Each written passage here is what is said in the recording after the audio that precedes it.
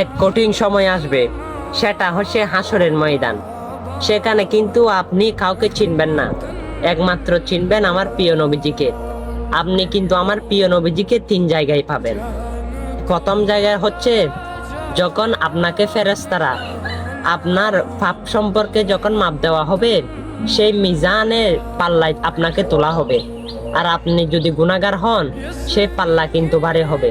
আর ফেরেশতারা আপনাকে ধরে নিয়ে জাহান্নামের দিকে নিয়ে যাইতে থাকবে। তখন আমার প্রিয় নবীজি দেখবে, আপনাকে ডাক দেবে।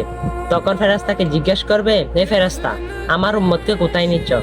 ফেরেশতারা বলবে, ইয়া রাসূলুল্লাহ, তার পাপ কিন্তু বেশি, তাই তাকে জাহান্নামে দিচ্ছি।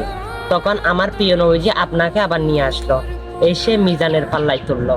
আমার প্রিয় নবীজির আঙ্গুলটা আপনার পাল্লার মধ্যে দিল, আপনার নেকির পাল্লা ভারী হয়ে গেল। হ্যাঁ, সে মুসিবতের সময় একমাত্র আমার প্রিয় নবীজিকে পাবেন। আর সেই নবীজির হাদিসগুলো বাণীগুলো মানুষের কাছে পৌঁছাবেন, অবশ্যই সেই নবীর সুপারিশ আপনিও পাবেন। আর অবশ্যই মুসলমান হলে প্রতিদিন বাজে ভিডিও অনেক শেয়ার করেন, এটা শেয়ার করে দিবেন। আমিন।